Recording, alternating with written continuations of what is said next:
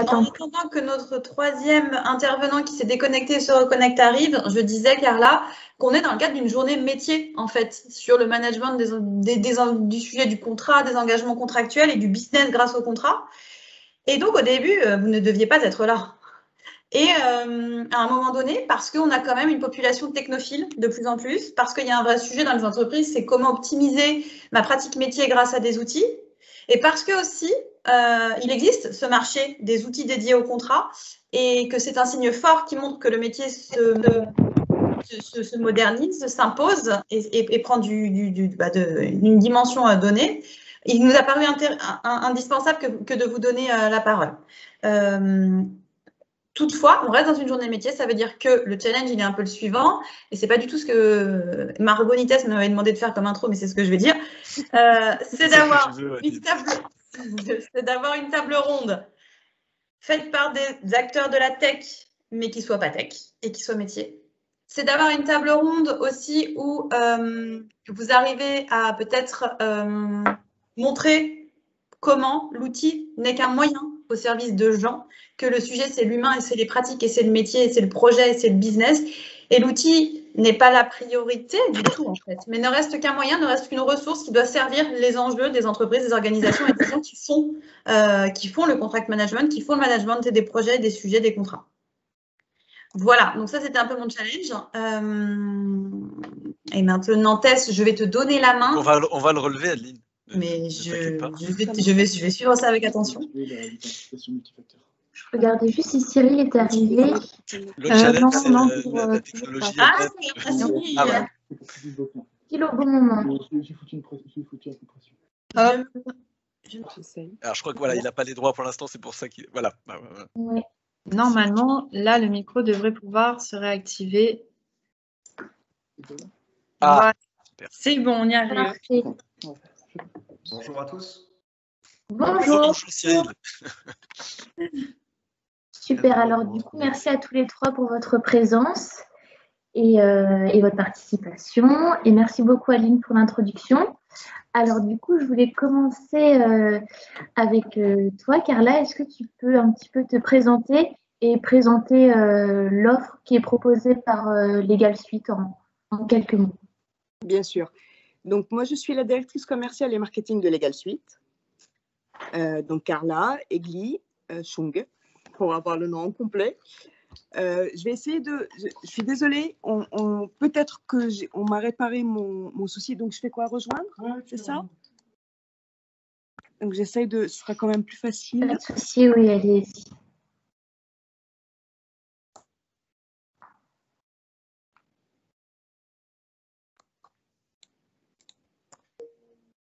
Eh ben, on peut peut-être laisser Nicolas Saraki, oui, commencer présenter en attendant que Carla nous rejoigne. Allez. Avec plaisir, merci. Donc Nicolas Sarkin, moi je suis.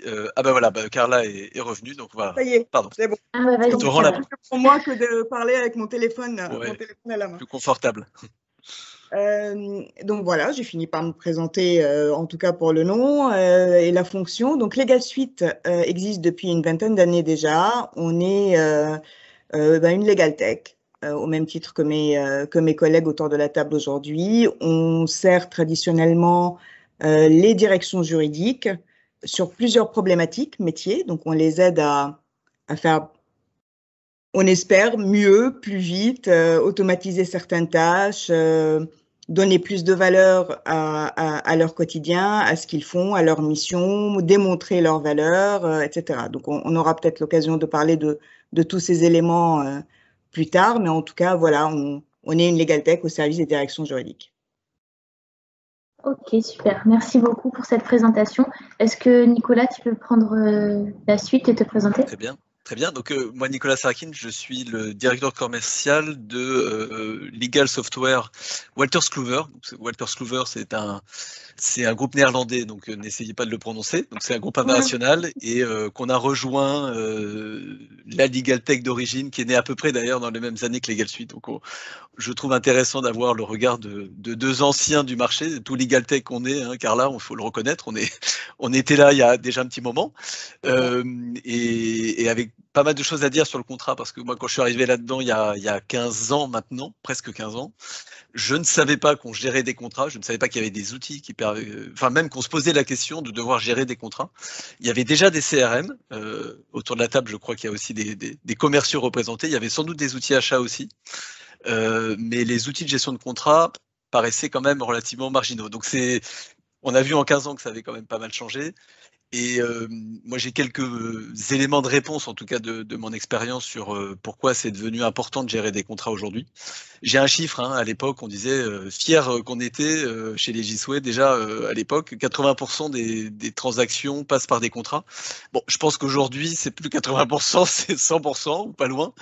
Mais déjà 80%, ça montrait bien qu'il fallait s'en soucier quand même. Donc et c'était déjà il y a un petit moment. Donc voilà, donc je suis ravi d'être autour de la table avec des confrères et puis un panel très large d'étudiants, mais pas que, je crois.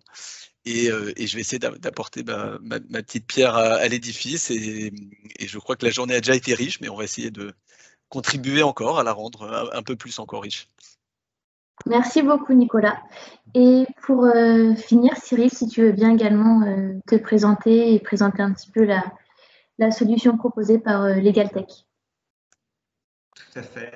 Donc, Cyril de Villeneuve, donc je suis le directeur général de Gino LegalTech, qui est une LegalTech bien plus récente, puisqu'elle a été créée en 2017 par un avocat, Philippe Ginestier, cofondateur du cabinet Ginestier Magellan Palais Vincent, et par le fruit de son expérience, donc il a imaginé, conçu et fait développer une solution de Contract Lifecycle Management, donc une solution qui permet d'automatiser et de gérer l'intégralité du cycle contractuel. Et donc ce qu'on appelle CLM, on aura l'occasion d'en reparler, je crois, au cours de ce webinaire, comme Contract Lifecycle Management. Nous nous positionnons bien évidemment comme un éditeur de logiciels, mais nous accompagnons également nos clients dans leur transformation digitale. Clients à la fois cabinets d'avocats et entreprises, ETI, grands comptes, et également administration. Super, merci beaucoup pour cette présentation. Merci à vous. Donc, on a bien compris que vos outils allaient vraiment permettre, c'était vraiment des solutions qui vont permettre de mieux gérer, de mieux piloter les données des contrats et tout le flux contractuel de l'entreprise. La question qui se pose, c'est comment ça se passe côté utilisation par les parties prenantes dans l'entreprise, par les utilisateurs. Comment faire en sorte que votre outil soit intuitif et soit facile d'accès et facile d'utilisation par les utilisateurs dans l'entreprise. Comment ça se passe? Comment vous mettez en place l'outil au sein d'une organisation? À qui se pose la question? Eh bien, oui. Vas-y, Carla, tu veux commencer? Eh bien, Carla, vas-y, je vais te laisser répondre pour que notre public comprenne bien voilà, la facilité d'utilisation de vos outils. Ok. C'est très subjectif de parler de facilité d'utilisation de nos outils parce que chacun va appréhender la prise en main d'un outil, quel qu'il soit, en fonction de sa propre expérience, appétence, par rapport au processus qu'il y a à digitaliser. Est-ce que c'est quelque chose d'aisé à digitaliser, à mettre en œuvre, à automatiser ou pas? En tout cas, pour faire simple, puisque j'ai vu quelques questions passer, je dirais que aujourd'hui, déployer une solution logicielle à destination d'un juriste pour gérer des contrats peut se faire, si on est sur un logiciel standard, évidemment, en moins d'une semaine, s'il n'y a pas de reprise de données, s'il n'y a pas d'interface, s'il n'y a pas… Voilà. En tout cas, si vous prenez juste le logiciel, que vous voulez le déployer et commencer à l'utiliser, en une semaine, c'est fait. Après, il y a des petites des formations, évidemment, un accompagnement, évidemment. Mais au-delà, en fait, de la facilité ou pas d'utilisation, j'aimerais peut-être qu'on vous explique un peu l'intérêt pour quelqu'un qui fait de la gestion contractuelle d'avoir un outil qui l'aide à le faire. Et ça, ça va dépendre de son activité en grande partie et de ce dont il a besoin, parce que je vais ouvrir le débat, hein, je ne vais pas faire un monologue. Gérer un contrat, j'ai envie de dire, ça dépend. Ça dépend de mon activité, ça dépend de mon contrat, ça dépend de mes enjeux, ça dépend de mes co-contractants. Est-ce que je suis dans une relation justement achat? Est-ce que je suis dans une relation plutôt client et vente? Je ne vais pas avoir les mêmes process, je ne vais pas digitaliser la même chose.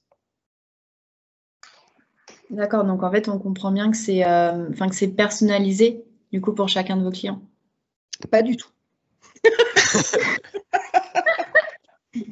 J'ai dû très mal m'exprimer. Non, au contraire.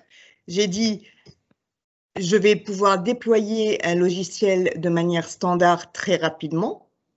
Maintenant, les besoins que va avoir quelqu'un qui gère un contrat, il va pas avoir besoin, par exemple, d'automatiser la génération du contrat lorsqu'il est dans une activité où il a voilà, des produits standards, il est plus dans la standardisation de son activité, de la banalisation, il va vouloir générer du contrat en masse, et ça c'est très bien, on automatise, on génère vite.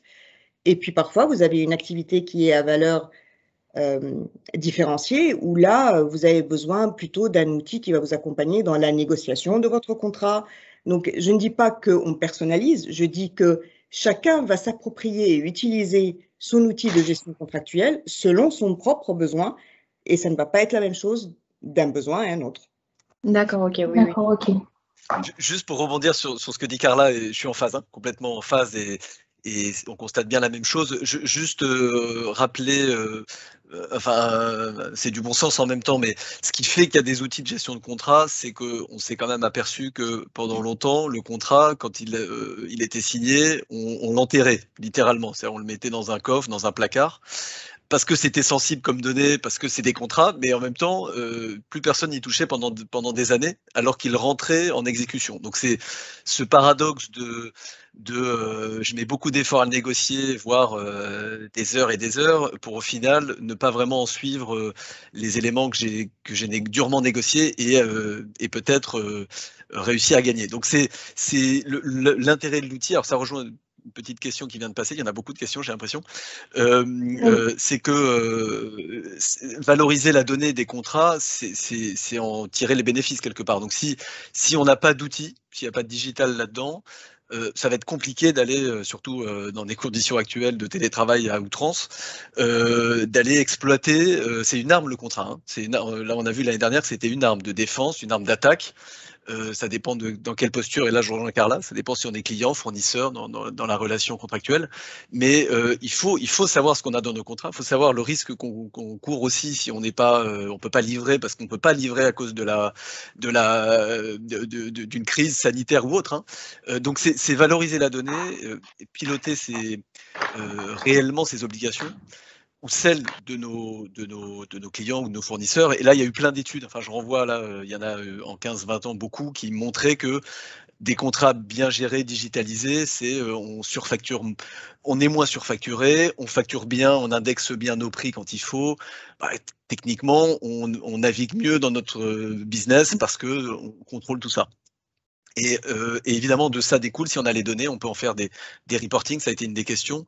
Et alors là, il y a plein d'exemples, on pourrait vous en donner, à mon avis, entre Cyril, Carla et moi, pléthore, mais un exemple tout simple, c'est que déjà, on peut savoir combien on a de contrats, combien il y en a qui sont vivants, combien de temps on met à signer un contrat. Si tout ça n'est pas mesuré, et donc digitalisé, on ne peut pas savoir même combien de temps on a mis à négocier en moyenne un contrat sur 2021 ou sur 2020, et essayer de faire progresser ça, parce que le but c'est quand même ça tout le monde sera d'accord, c'est d'aller plus vite à la signature du contrat, plus vite pour en avoir les effets plus vite si on est un fournisseur, facturer plus vite, tirer du chiffre d'affaires vers soi, et si on est un client, avoir les bénéfices du contrat qu'on souhaite mettre en place pour avoir le service tout de suite. Donc c'est ça fondamentalement, pour moi, la raison d'être de ces outils.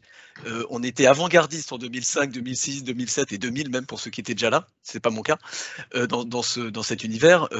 En 2020, si on regarde autour de nous en Europe et aux États-Unis, il y en a 50 des outils de CLM. Donc avec leur spécialité, leur zone d'activité bien sûr, mais c'est juste pour dire que si c'était uniquement, on va dire, un confort, c'est plus vrai aujourd'hui. C'est peut-être vrai en 2000, c'est plus vrai aujourd'hui. Voilà, bon, je m'arrête, sinon je ne fais pas laisser l'occasion à Cyril de donner son avis. Alors, je vois que le sujet est riche et passionnant et nous avons peu de temps. Et c'est vrai qu'il y a tellement d'aspects. Mais sur votre question de départ, effectivement, sur qui était l'intuitivité de la solution. Je crois qu'on sera tous les trois d'accord pour dire qu'aujourd'hui, cette intuitivité, elle est clé. Parce que si cette intuitivité n'est pas là, si nous n'offrons pas cette expérience utilisateur, nos clients, quels qu'ils soient, ne vont pas utiliser l'outil. Et ça, c'est vrai que c'est une démarche qui est en amont, qui vient de l'éditeur, hein, de bien comprendre finalement les besoins de l'entreprise. On parlait des juristes, mais pas que. Toutes les personnes qui travaillent avec les juristes, donc que ce soit les acheteurs, les commerciaux, les gens du marketing. Donc on voit bien les différentes populations, puisque Nicolas le rappelait tout à l'heure, le contrat est finalement au cœur de l'entreprise. Et donc là, on parle des clients internes, mais également des clients externes, des fournisseurs, des prestataires qui peuvent venir sur notre plateforme. Donc, c'est primordial de bien réfléchir en amont à la conception même de nos plateformes respectives pour faire en sorte que ces utilisateurs utilisent nos outils et surtout, une fois que la formation a pu être faite, sachant que ces outils deviennent de plus en plus intuitifs. Donc cette formation aujourd'hui, elle prend vraiment pas beaucoup de temps, mais l'enjeu, c'est de faire en sorte que cet outil soit utilisé et que nos utilisateurs internes et externes reviennent sur la plateforme. Donc ça, c'est le premier enjeu.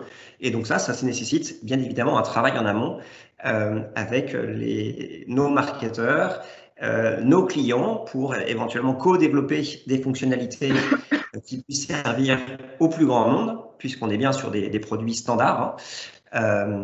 C'est fini, hein, le développement spécifique, en tout cas certains prestataires sont sur cette philosophie. Et par rapport à cette deuxième question, qui est intimement liée à cette intuitivité, c'est par rapport au délai de mise en place, on voit bien qu'en fonction des cibles, en fonction de l'envergure des projets, en fonction des différents modules, on parlait tout à l'heure d'automatisation, on parlait de négociation, on en parlera tout à l'heure de l'extraction de données, eh bien le périmètre va être plus ou moins grand et du coup va prendre plus ou moins de temps et tous ces projets s'inscrivent également dans la durée et du coup progressivement nos clients vont faire monter des équipes différentes sur tous ces modules, sur certains modules. Et du coup, c'est des projets qui peuvent s'étaler sur 2 mois, 3 mois, plusieurs années. Je pense à un client, j'en parlerai tout à l'heure, où finalement on a commencé une relation en 2019 et là maintenant on est sur un déploiement mondial. Donc l'échelle de temps va dépendre un petit peu de tous ces paramètres. Je voudrais juste revenir sur du coup un terme qu'on a beaucoup, enfin vous avez tous utilisé, mais peut-être pour que notre public comprenne bien de quoi on parle. Quand on parle d'automatisation, on parle de quoi exactement par rapport aux différents contrats? Est-ce que vous pouvez détailler un petit peu ce que vous entendez par automatisation des contrats? Cyril, comme vous venez d'en parler. L'automatisation fait partie, en tout cas chez Gino, hein, d'un des modules de notre offre de CLM, au même titre que la génération de contrats, l'assistance à la négociation, l'analyse automatique de données, les workflows de validation, la signature électronique, le stockage, le suivi des contrats, le reporting. Donc, on voit qu'on a différents modules.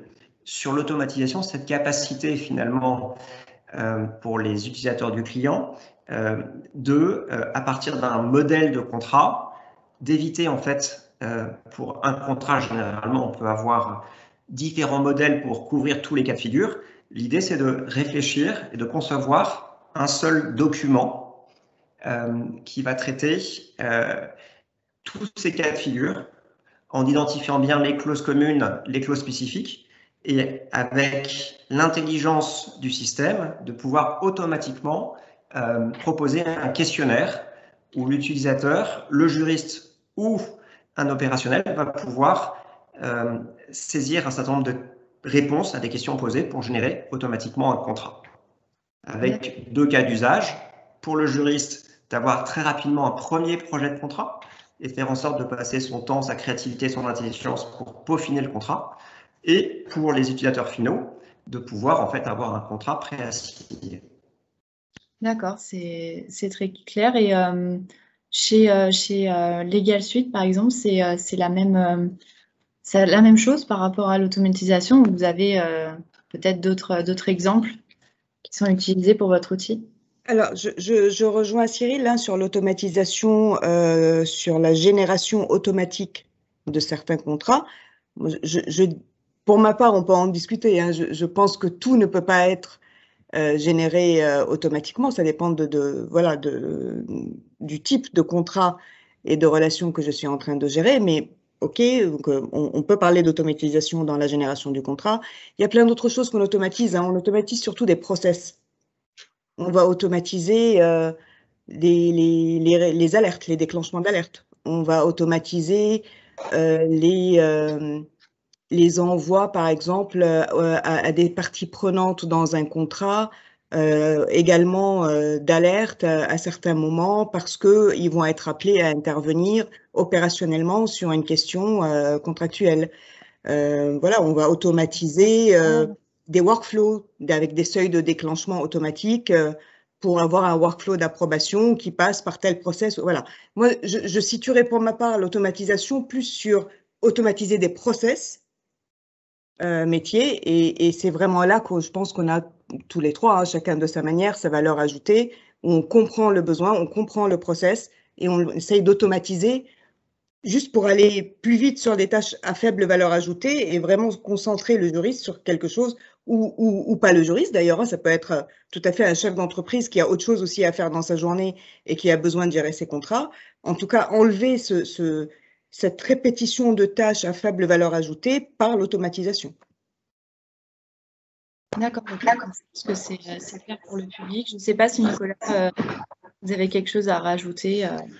Non, mais je m'inscris complètement là-dedans. C'est le fondement de nos outils, tout bien que l'angle de la manière dont on le gère, la manière dont on va le proposer. Alors, bien sûr, l'ergonomie, l'adoption doit se faire, sinon les données sont pas là et on perd un peu tout l'intérêt d'une plateforme de contrat. Ça a été dit et vraiment rien à rajouter là-dessus. Je dirais que l'objet contrat, il a comme particularité, alors, quand on utilise un CRM, on gère des opportunités, des leads, des ventes, etc. Donc c'est aussi des objets bien à part, mais le contrat, il a une dimension particulière dans le sens où il fait intervenir beaucoup de monde. Et il a une longue phase de vie. Enfin, longue, ça peut être 1 an, hein, ça peut être 3 mois, ça peut être 20 ans, comme certains contrats. Et je crois que vous avez eu des intervenants ce matin sur du contract management avancé, alors, qui est un peu différent de ce qu'on évoque là, qui est la masse en gros, où c'est vraiment des contrats pluriannuels très longs dans le temps. On imagine le nombre de personnes qui vont toucher ce contrat pendant son exécution, ou le négocier au début. Donc il y a à améliorer, il y a à automatiser à plein d'endroits. Et on en est que, franchement, peut-être pas au début, le début c'était il y a 20 ans, mais on en est encore loin d'arriver à avoir automatisé tout ce qu'on peut. On parlera de l'IA tout à l'heure. L'IA, notamment dans ce qu'on voit arriver des États-Unis, c'est souvent quand même par là que ça vient. Il y a des choses qui vont automatiser encore plus la négociation, voire des markups automatisés, j'ai entendu ça récemment, où littéralement on remplace l'homme par un certain nombre de procédures automatiques. Et donc cette automatisation, elle peut se faire au moment de la génération du contrat. Cyril en parlait, et c'est votre spécialité chez Gino Legaltech, on le sait bien, mais on peut automatiser évidemment les validations, les négociations, en faisant venir tout le monde sur une plateforme commune de négociation, ce qu'on propose depuis quelques temps. On a la signature électronique, évidemment, qui va être automatisée. Maintenant, tout le monde en a, mais il y a 3 ans, c'était pas si simple que ça, c'était pas si courant que ça. Et puis après, il y a l'exécution, où on peut effectivement automatiser des envois de reporting, des envois d'alerte, comme le disait Carla, des moments où on doit se remettre autour de la table. Enfin, un contrat, c'est vivant. Voilà, c'est vivant et ça a beaucoup de dimensions et il y a beaucoup de nature de contrat, ce qui fait qu'on peut encore automatiser. Nous, nos outils vont déjà loin. Enfin, je pense qu'en comparant avec Excel, par rapport à ce qu'on faisait dans les années 2000, il y a vraiment un gouffre entre celui qui a rien, entre guillemets, Excel, qui est bureautique, donc on va dire pas une plateforme, et une plateforme moderne telle qu'on les propose nous autour de la table. Donc c'est déjà très automatisé. Après, c'est normal. Les opérationnels, les juristes, les acheteurs veulent toujours plus automatiser. Donc nous, on est poussé aussi tout le temps hein, vers l'innovation, vers aller chercher des nouvelles manières d'automatiser. Alors on parlera pas de blockchain aujourd'hui. Je connais le terme, mais je sais pas en parler. Mais peut-être qu'il y a encore plein de trucs à faire autour de ça. Je ne sais pas. Mais c'est ça un petit peu derrière quoi on met le côté automatisation. Et j'ai vu une question process, outil ou dans quel ordre. Non, l'outil il est bien au service d'un process. Et des hommes, on est bien d'accord tous là pour dire ça. Parfois c'est l'inverse. Hein, il y a des clients qui se lancent en disant tout le monde, on a vu sur la signature, hein, tout le monde en a, ben je vais en mettre, et moi aussi je veux un outil. Bon, et ça marche pas toujours bien parce que c'est après qu'on doit se poser et c'est pas normal la question de comment je m'en sers et comment je vais l'utiliser dans mon entreprise. C'est pas une bonne pratique. Et Adeline qui est autour de la table, même si elle est plus à l'écran, c'est bien de quoi on parle quand on dit ça, alors que c'est son métier et elle le sait parfaitement. Donc c'est voilà. Alors du coup, Margot, j'ai oublié ta question. Non, mais c'était très clair. Enfin, la vision de l'automatisation. Enfin, ce que je retiens là dans ce que tu viens de dire, c'est le fait que le contrat est quelque chose de vivant. Ça, je pense qu'on peut retenir cette phrase-là pour la journée, parce qu'on en parle depuis ce matin. Mais voilà, dire que le contrat est vivant. Tant mieux si ça n'avait pas été dit avant. C'est une bonne donc c'est parfait. Très bien. Super. Et donc là, vous avez commencé un petit peu à en parler, notamment Carla avec l'automatisation, mais pour vraiment être sûr que tout le monde comprenne bien, est-ce que vous pouvez illustrer avec des exemples très concrets, donc vraiment le principe de votre logiciel et faire le parallèle, par exemple, entre différentes utilisations possibles selon différents secteurs d'activité, admettons, voilà. Et aussi, donc, dire dans quel secteur d'activité l'intelligence artificielle, puisque tu commençais à en parler, Nicolas, est la plus utilisée. Voilà. Okay. Carla, tu peux commencer si tu souhaites. Je peux commencer, avec plaisir. Ok, revenons au début de l'histoire. Alors, si je dois parler des différents usages selon les secteurs et les activités, j'en ai touché un mot tout à l'heure et je pense sincèrement qu'on peut résumer l'approche en se disant qu'on a…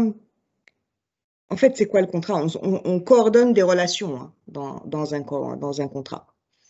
Et donc, le contrat, cette relation qu'on coordonne, dépend du type d'activité que l'entreprise a. On l'a dit, on en a touché un mot tout à l'heure.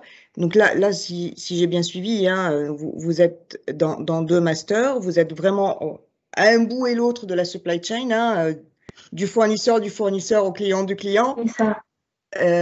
Et les contrats que vous gérez, ok, vous allez avoir quelques points différents, mais ce qui va vraiment faire la différence et un usage différent des outils que vous allez avoir entre les mains, c'est l'activité de l'entreprise à laquelle vous allez appartenir et le secteur d'activité sur lequel vous êtes. Comme je vous disais, quand on est sur un produit banalisé, quand on est sur de la vente de produits standards, par exemple, où on est sur de la vente de volume, de masse, des choses comme ça, on est sur de la réduction de coûts en interne. Donc, on veut automatiser parce qu'on veut réduire les coûts et que pour pouvoir avoir un prix de marché qui soit raisonnable. Donc là, vous êtes dans une logique d'automatisation de masse, de génération de contrats en masse. Je ne personnalise pas mon contrat, je ne le négocie pas.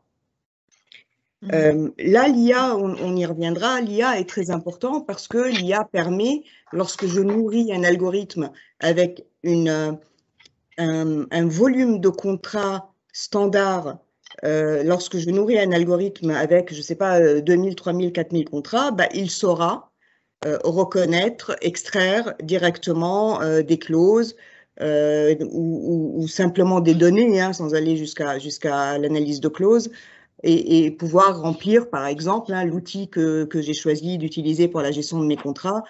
Voilà, ça c'est une façon aussi d'automatiser, de générer, d'utiliser de l'intelligence artificielle sur quelque chose qui est standard, qui est en masse, je gère du volume. Et puis, vous avez des activités dans des entreprises où vous êtes plus sur ce qu'on appelle des facteurs différenciants, où là, vous êtes dans une négociation, parce que c'est des relations long terme, c'est des relations de partenariat, et là, le contrat, il est à chaque fois unique. Il va refléter une relation entre deux partenaires qui vont s'entendre, qui vont laisser beaucoup de flexibilité, justement, parce que c'est quelque chose qui doit vivre dans le temps, donc il ne peut pas être rigide, et qui va laisser de la place à beaucoup de risques, beaucoup d'opportunités. Et c'est là, justement, où nos outils et l'avenir de l'intelligence artificielle est vraiment là-dedans, vont nous aider à identifier des risques et avoir des leviers sur des opportunités qui sont dans le contrat, qui sont là. Et voilà, faut juste les surveiller quand c'est des risques, essayer de les prévenir ou les utiliser pour avoir un levier, une opportunité. Ok, super. Merci beaucoup. Nicolas, je ne sais pas si tu as quelque chose à ajouter, un autre exemple ou... Rapidement, avant de laisser Cyril peut-être rebondir aussi. Oui, bien sûr. Non, alors j'ai vu pas mal de questions et elles sont toutes On aussi va revenir intéressantes. après, Ouais, on y reviendra peut-être après. Ok, d'accord, oui. très bien. Et notamment la remarque d'Engie. J'ai vu que j'ai eu écho de ce sujet d'ailleurs tout récemment, donc c'est assez marrant. Donc on pourra en dire un mot parce que j'ai connaissance de ce qui a fait que le marché répondait pas à cette problématique. Non, alors complètement d'accord. Aujourd'hui, ça va être, en tout cas aujourd'hui et dans les années qui viennent, difficile de faire sans l'IA. Pour une raison simple. Alors ça fait longtemps que, et je pense que c'est vrai chez les Legal Suite de la même façon, Gino, je pense que c'était, là j'allais parler d'une année où vous n'étiez pas encore créé, donc je me permets de ne pas vous inclure dedans. Dès 2014-2015, on s'est dit, on arrive à automatiser de l'exploitation de factures, pourquoi est-ce qu'on ne pourrait pas faire la même chose avec des contrats? Et après tout, c'est des hypothèses, on met en face des logiques, il y a toujours des dates, des contreparties. Bon. Et bon, en fait, non. En 2015, c'était pas du tout facile de faire ça. Sans doute qu'il y a eu quelques acteurs, notamment aux États-Unis, qui se sont lancés, mais qui aujourd'hui sont presque partis trop tôt parce que leur technologie a un peu vieilli. Mais en 2019-2020, il y a la technologie, l'IA.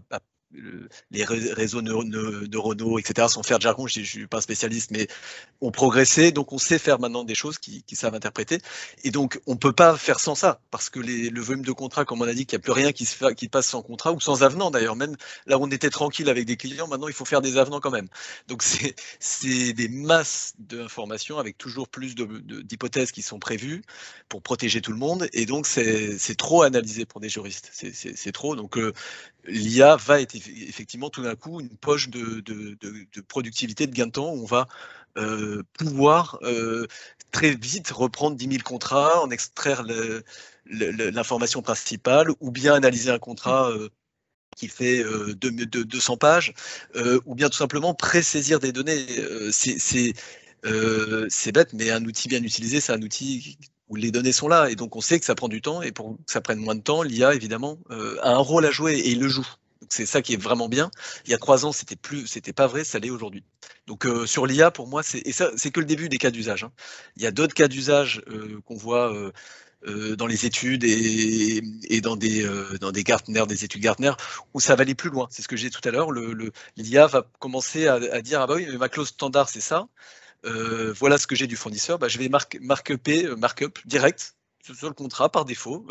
Avant même que j'ai commencé à négocier, quelque part, j'ai renvoyé quelque chose de déjà renégocié à ma contrepartie, parce que c'est ma politique interne qui impose, ma doctrine interne qui impose cette façon de voir cette clause. Donc et il y en aura d'autres cas d'usage probablement. Voilà, je m'arrête là. Cyril, vous voulez peut-être réagir aussi? Oui, complètement d'accord. Ce que je vois aussi, c'est que l'IA est vraiment le futur, et en tant qu'éditeur sur ce marché, on voit bien que si vous ne proposez pas un module avec de l'IA, vous vous coupez un certain nombre d'appels d'offres.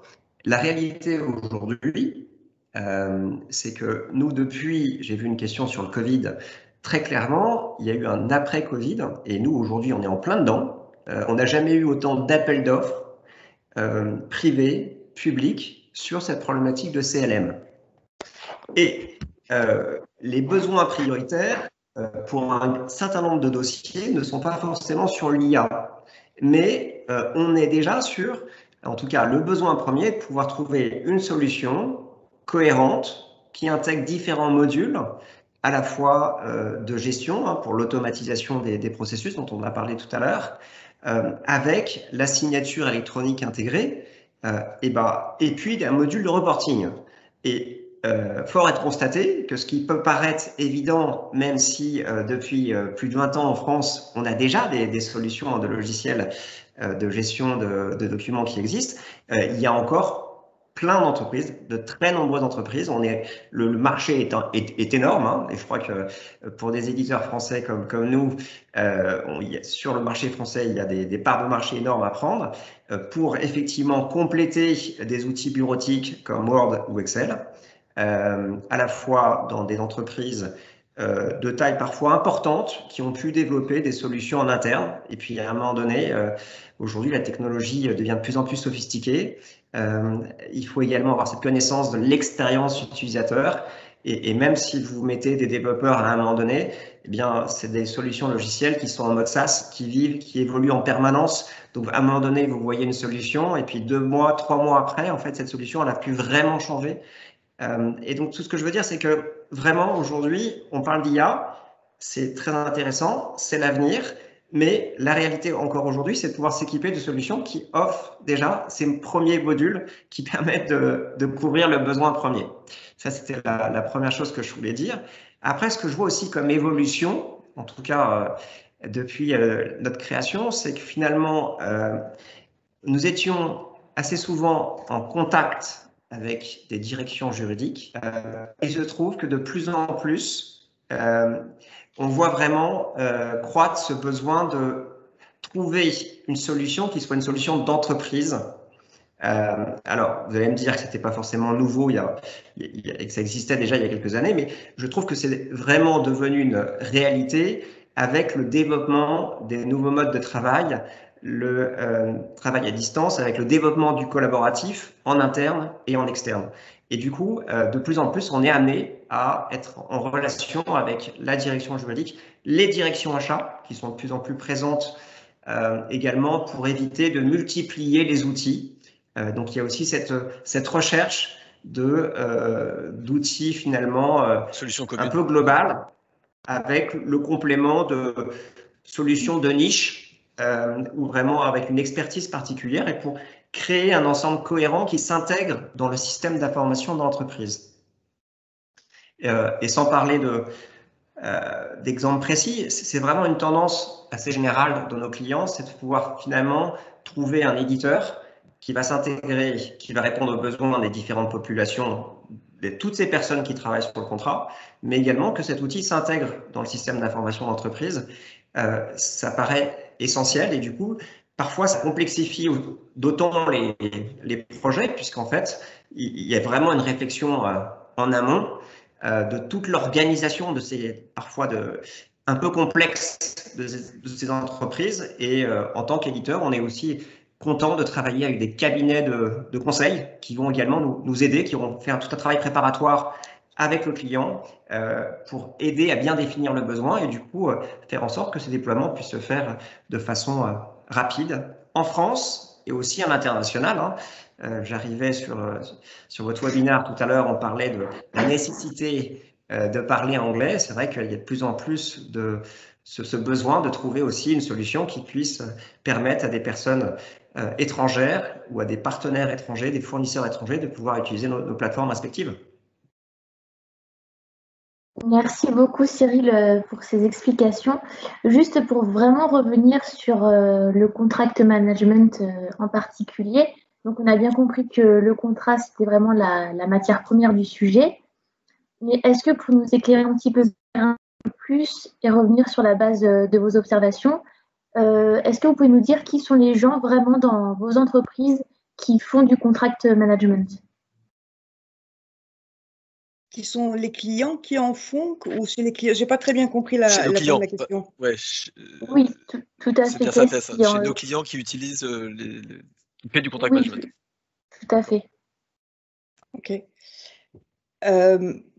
Lorsque vous parlez de contract management, est-ce que vous sous-entendez les contrats complexes pluriannuels avec une multitude d'intervenants ou est-ce que vous êtes sur de la gestion de contrats? De quoi on parle? Non, c'est plutôt sur la partie des contrats complexes. On a vraiment beaucoup de parties prenantes. D'accord. Bon, on va les trouver souvent dans des secteurs où on est sur de l'aéronautique, où on est sur comment on appelle ça, de l'énergie, on est Utilities, ouais, les services aux collectivités, enfin ouais, voilà. tout ce qui est des contrats de longue durée, enfin qui s'étalent sur beaucoup d'années. Ce sont des contrats complexes parce que effectivement il y a une multitude de parties prenantes, d'intervenants et on les trouve pas dans tous les secteurs, hein. C'est vraiment très particulier. Une banque, par exemple, est-ce qu'elle a besoin d'un contrat tel que vous l'entendez au sens du contract management tel qu'on l'entend là? Je doute.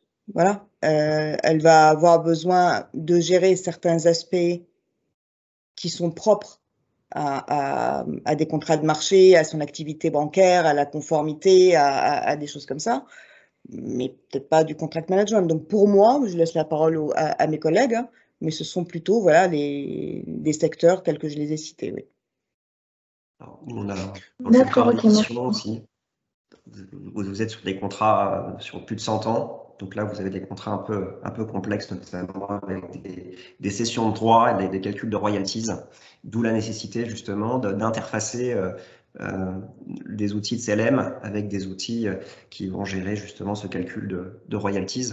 Donc on voit bien l'imbrication d'un tel outil avec d'autres outils de calcul de royalties, de facturation avec des outils comme des ERP, et faire en sorte, on en parlait tout à l'heure, sur faire en sorte que la donnée qui puisse à un moment donné être saisie dans notre CLM puisse être reprise sans dupliquer cette donnée dans d'autres systèmes pour ensuite valoriser la donnée et exploiter ces données et pour éventuellement changer une politique marketing et commerciale. Donc ces données aujourd'hui qui dorment dans ces contrats Word, avec nos outils respectifs, vous êtes capable de pouvoir l'extraire et l'analyser et de la valoriser. Et juste un complément par rapport à ça. Alors c'est vrai qu'il y a une, c'est pas nouveau, mais il y a derrière le terme contract management, quand vous irez dans des entreprises, hein, je parle pour ceux qui n'y sont pas encore, mais vous y êtes nombreux à y être déjà. Il y a le contrat. Alors ça concerne beaucoup d'acteurs dans l'entreprise. Les consommateurs de contrats, les porteurs de contrats, ça peut être un peu n'importe qui dans l'entreprise. On sait que les commerciaux, bien sûr, les acheteurs évidemment et les juristes un peu chefs d'orchestre sont les premiers à qui on pense, mais ça peut être d'autres personnes, ça peut être le marketing, ça peut être tous ceux qui ont à un moment donné besoin de couvrir leur activité par une relation contractuelle. Et ça, c'est la gestion de contrat, et on a des clients qui en ont besoin de 500 à 1000 pour fonctionner. Et qui ont du grand public comme client, donc ces contrats-là, c'est pas vraiment des contrats qu'ils gèrent en réalité, hein, c'est des CGV acceptés, comme nous sommes consommateurs de certains services bancaires, c'est pas ces contrats-là qu'ils vont gérer.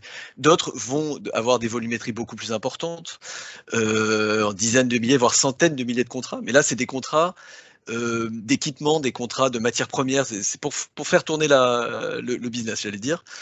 Et puis, il y a une dernière sorte, et là, on parle de contract manager, parce que c'est des contract managers, tous ces gens-là, pour autant, mais le terme contract management, et là, pour le coup, Adeline est vraiment la spécialiste autour de la table pour en parler, et vous en avez parlé ce matin déjà, à mon avis. On est sur une catégorie de contrat qui fait qu'il y a une filière qui s'est créée autour, parce que les enjeux financiers, le nombre d'années de contrat et le donneur d'ordre, qui est souvent l'État, un État, une collectivité ou un énorme groupe, on parle de programme plus que de projet, plus que de contrat d'ailleurs, c'est un contrat tout en haut et puis une cascade derrière. J'ai vu une question sur la cartographie, en l'occurrence, nous on a dû aller vers ça, parce que quand on a un client dans le nucléaire, il a un contrat avec l'État anglais par exemple, et puis il y a peut-être 5000 obligations qui sont redescendues de ce contrat il fait 5000 pages. Et il se décline en plein de petites obligations avec plein de petits sous-traitants, co-traitants, etc. Et là, on n'est plus tout à fait sur le même registre, et d'où la question de Carla d'ailleurs, mais à la rigueur, on se doit de répondre à tout le monde, y compris dans ces configurations-là, mais c'est vrai que c'est pas le cas le plus classique qu'on rencontre, nous, dans nos activités. Enfin, on est content de pouvoir accompagner ces clients-là, c'est souvent des clients prestigieux et des beaux projets, mais c'est pas ce qu'on rencontre le plus. Et quand vous allez arriver dans vos entreprises, peut-être qu'il n'y aura pas d'outils d'ailleurs, puisque là, Thierry l'a dit, c'est un marché sous-équipé encore. Hein. On est encore dans un marché d'équipement, pas de renouvellement. Et en France, on est peut-être encore un peu plus avancé que certains autres pays d'Europe. Nous, on est distribué dans 10 pays maintenant depuis qu'on est Wolters Kluwer. On voit bien qu'ailleurs, c'est pire. Mais vraiment, quoi. Enfin, on arrive, c'est limite s'ils se demandent à quoi c'est quoi un contrat ou c'est quoi gestion documentaire. Bon, ça prouve que déjà, on n'a pas à rougir. Et c'est sans doute parce que Legal Suite et Legisway ont été assez pionniers et ont éduqué leur marché aussi. Hein. On dit ça, on se valorise un peu en disant ça, mais je pense qu'il y a un peu de vrai. Et donc, il y a un marché d'équipement. Donc là, vous arrivez dans des entreprises qui auront peut-être un outil, peut-être pas. Et dans certains cas, le contract management. Et la question d'Engie de tout à l'heure, de l'Engie IT, je crois. Justement, Nicolas, excuse-moi de te couper. J'allais juste te dire que vu toutes les questions, si on pouvait justement commencer à y répondre. Merci beaucoup. Vas-y, je te laisse commencer sur Engie. Ouais, désolé, Nicolas. Non, il n'y a pas de souci. C'est un débat qui pourrait durer un peu plus longtemps parce qu'on est assez passionnés chacun dans nos activités. Mais juste pour finir, et je laisserai la parole, promis, à mes confrères, sur effectivement la question d'Engie qui était de Julien, qui était de dire, oui, mais le marché ne propose pas toujours ce qu'on veut dans des configurations un peu complexes où on doit en cascade redescendre, décliner des obligations qu'on prend nous vis-à-vis d'un client et qu'on veut s'assurer d'avoir vis-à-vis de nos fournisseurs. C'est vrai, le marché, c'est du sur-mesure, c'est un peu complexe. Vous l'avez développé en interne, j'avais l'information. Typiquement, on reste humble par rapport à ça. À mon avis, tous autour de la table, c'est que le contrat, c'est tellement vaste qu'il y aura toujours des éléments du contrat, dans sa production, dans sa négociation, son suivi, qu'on ne pourra pas forcément faire parfaitement ou 100% dans l'outil. Et je prends un dernier exemple et je m'arrête là, un grand électricien français, on va dire, c'est 1500 contract managers. Donc on imagine bien que pour répondre à ce que font les 1500, c'est pas de la gestion de contrat classique et qu'on doit faire en sorte que l'outil s'adapte beaucoup. Pour quelqu'un dans une centrale puisse remonter un événement, un early warnings, comme ils les appellent, pour faire en sorte tout en haut, on sache que, attention, il faut dégainer une lettre pour opposer avant d'avoir les pénalités, quoi. Donc c'est ce genre de choses qui fait que parfois le marché et nous-mêmes ne savons pas traiter certains cas. C'est vraiment la matière passionnante. Exactement. En fait, on le voit bien, le marché est loin d'être mature, mais on reçoit de plus en plus d'appels d'offres formalisés. Et ça, c'est un bon signe, ce qui veut dire que les gens comprennent et sont capables de formaliser par écrit leurs besoins.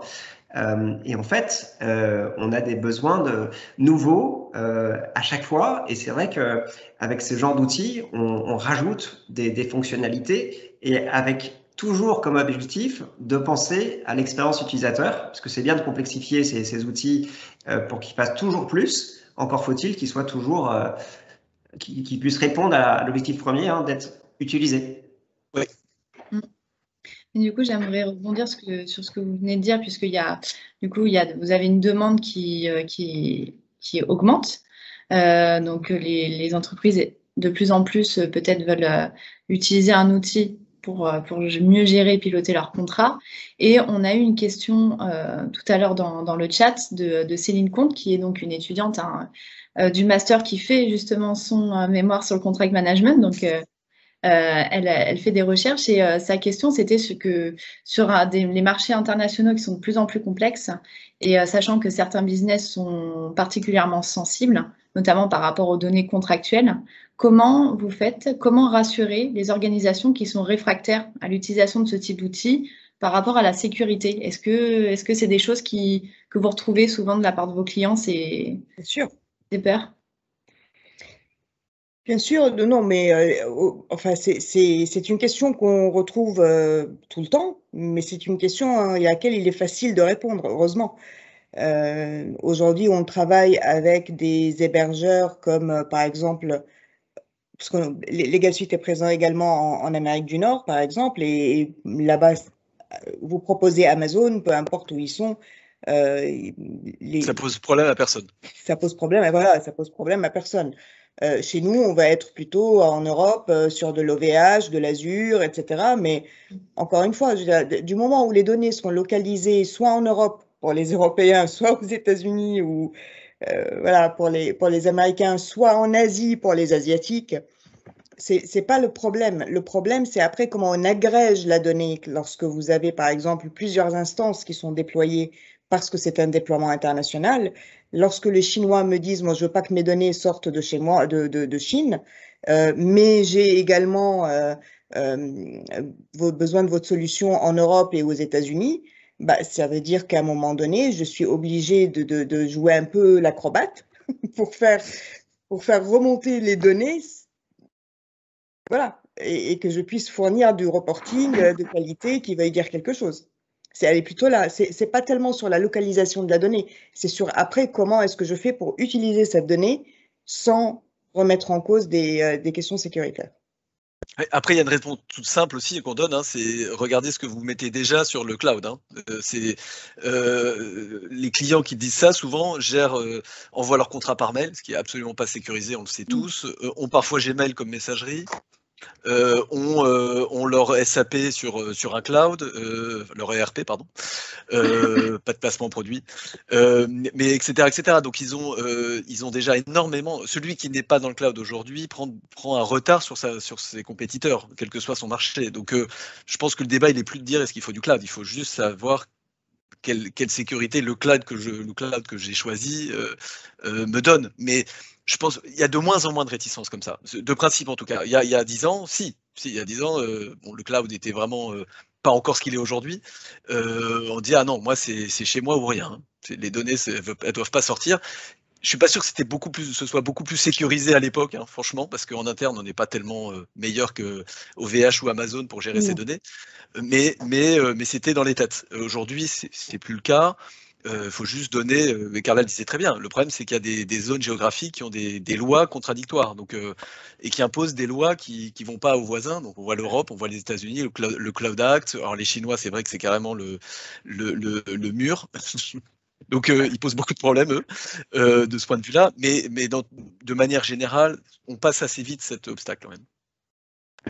Ok, merci beaucoup. Et une toute petite dernière question. Avec le peu de temps qui nous reste. Donc, on a Monsieur Sébastien Hardy de NJ qui nous demandait s'il était plus profitable dans la durée de s'adapter forcément à la culture des partenaires, des co-contractants, ou est-ce qu'il restait préférable de rester neutre à ce niveau?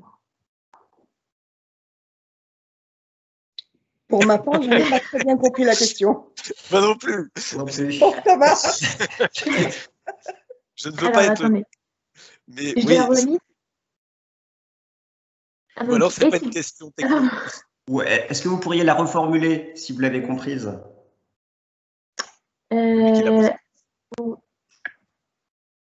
alors il n'a pas le micro, je pense, donc je vais essayer de le faire. Enfin, si j'ai bien compris ce que Monsieur Hardy posait comme question, est-ce qu'il est bien de s'adapter à la culture de vos partenaires à ce niveau-là, ou est-ce qu'il faut rester plutôt neutre et ne pas faire de différence selon les cultures, on va dire? Je comprends toujours pas. Est-ce que c'est par rapport à la personnalisation qu'on peut apporter au logiciel? Est-ce que la question, en fait, elle partait du fait de est-ce qu'il faut adapter les outils pour que ça reflète voilà, la stratégie de gestion choisie? Non, s'il vous plaît, arrêtez d'adapter les outils. Voilà, ou est-ce que c'est facilement évolutif, en fait? C'était ça la question. On est à l'écoute du marché, on parle à nos clients, on vous parle, on se parle entre nous aussi. Comme a dit Cyril, on essaye de faire parfois du co-développement, mais il faut arrêter pitié, de personnaliser et d'adapter les outils. La valeur ajoutée, elle n'est pas là. Elle n'est pas dans l'adaptation d'un outil pour coller à un process. Il vaut mieux parfois changer de manière de faire dans l'entreprise et coller aux standards du marché, parce que ce n'est pas là, en changeant la couleur ou le texte ou la règle de gestion, qui fait la valeur ajoutée de celui qui gère le contrat. Elle est vraiment pas là, sa valeur ajoutée. C'est pas les projets les plus Ok, longs bah, au qui sont moins, les c'est meilleurs. clair. Ouais. Ok, c'est clair. Merci beaucoup, Carla. C'est parfait. Et merci à tous les trois.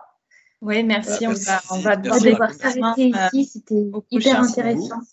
Oui. Ouais, merci beaucoup. Merci C'était Adeline pour très riche. l'initiative. Merci Adeline, ouais. Merci.